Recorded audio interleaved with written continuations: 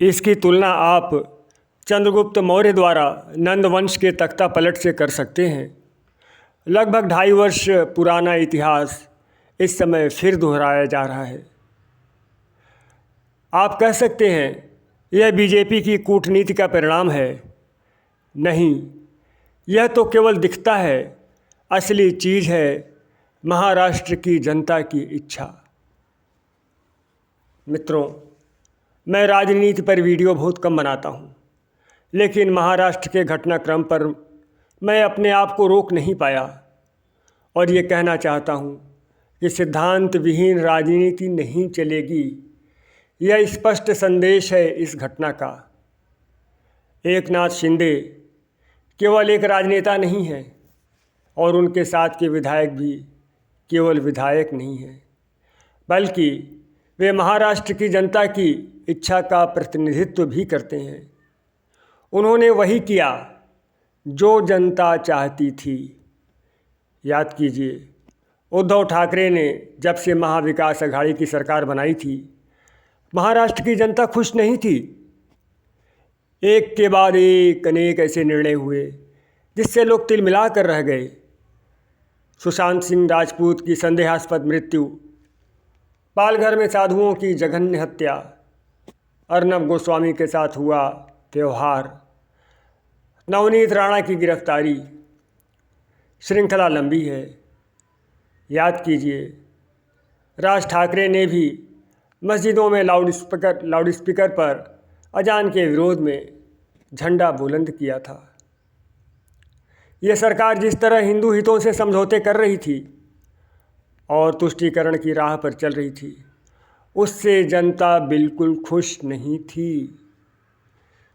एकनाथ शिंदे के नेतृत्व में बड़ी संख्या में विधायकों का विद्रोह इसी असंतोष की अभिव्यक्ति है, इसी का प्रकटीकरण है।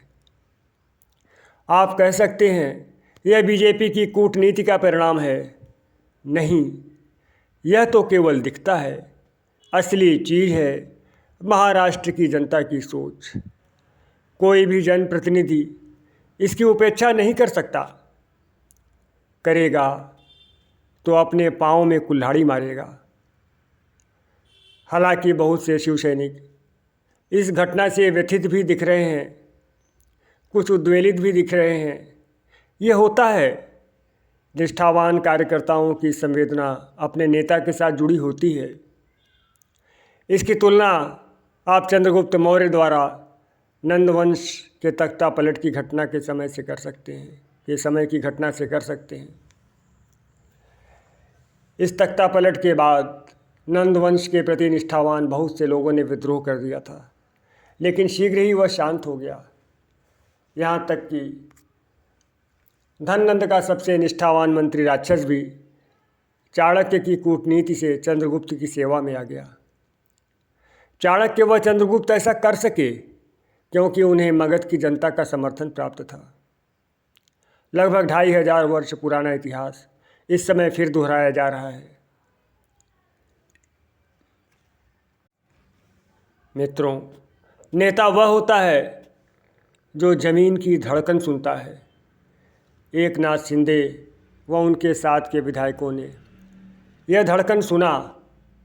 इस समय जो शिव सैनिक आपको विचलित दिख रहे हैं और भावुकता व मोह में उद्धव ठाकरे के साथ दिख रहे हैं, वास्तव में उनकी भावना बाला साहब के प्रति है, जो गलती से उन्हें उनके पुत्र के प्रति नज़र आ रही है। लेकिन ध्यान रहे, उद्धव ठाकरे बाला साहब नहीं हैं। उनकी नीतियों का मिलान कर लीजिए, आपको साफ समझ में आ जाएगा। सिद्धांत किसी पार्टी की आत्मा होते हैं, उन्हें त्यागते ही वह पार्टी आत्मा विहीन हो जाती है। शिवसेना के लिए सिद्धांत वही थे जो बाला साहब ने निर्धारित किए थे। इनसे हटने का मतलब आत्मा से हटना था। उद्धव ठाकरे को एक बार आंख बंद करके सोचना होगा कि कितनी बड़ी गलती उनसे हुई है। किस तरह सत्ता के लोभ में उन्होंने आज अपनी पार्टी को भी तोड़ दिया है। एनडीए गठबंधन की सरकार बनने के बाद भी ऐसे बहुत से मुकाम आए, ऐसे बहुत से अवसर आए जब उद्धव ठाकरे का हृदय विचलित होना चाहिए था। उन्हें लगना चाहिए था कि सत्ता के लिए ये किस राह पर चल रहे हैं वे। उन्हें समझ जाना चाहिए था कि यह गठबंधन शिवसेना के लिए अप्राकृतिक है, अस्वाभाविक है, असहज है। इसे तोड़ देना चाहिए था उन्हें। सरकार गिरा देते, फिर चाहे बीजेपी के नेतृत्व में सरकार बनाते या चुनाव में जाते। ऐसे बहुत से मौके आए जब इसके लिए उन्हें बहाने मिले, लेकिन वे इसका उपयोग न कर सके या संभवतः सत्ता के लालच ने उन्हें करने ही नहीं दिया।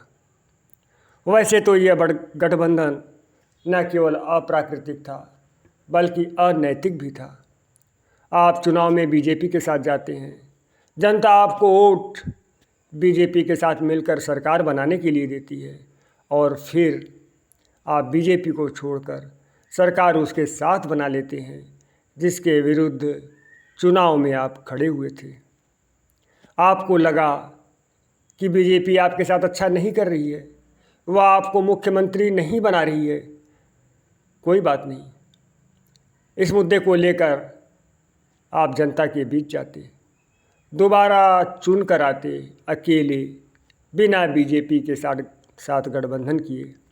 फिर जनादेश आपको मिलता तो आप सरकार बनाते, लेकिन आपने जनादेश के साथ धोखा किया, प्रवंचना किया। जनता ने आपको वोट कांग्रेस और एनसीपी के साथ मिलकर सरकार बनाने के लिए नहीं दिया था। आप यदि ऐसा न करते तो बीजेपी के नेतृत्व में बनी सरकार में ठाठ से अपने मंत्री नियुक्त कराते, जब तब रूठते भी रहते और आपको मनाया भी जाता। आपका महत्व रहता, आपका मान रहता, केंद्र में भी आपके मंत्री होते।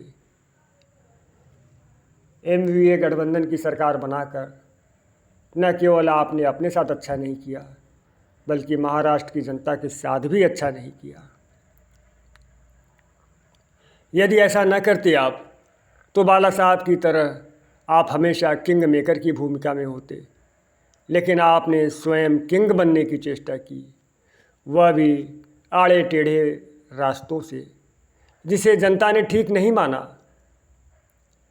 आपको पता होना चाहिए कि हर कोई हर भूमिका के लिए उपयुक्त नहीं होता। बाला साहब ने अपने को हमेशा किंग मेकर की भूमिका में रखा, स्वयं किंग बनने का प्रयास कभी नहीं किया। क्यों? आखिर क्यों? आप अपने पिता की सूझबूझ को समझ ही नहीं पाए।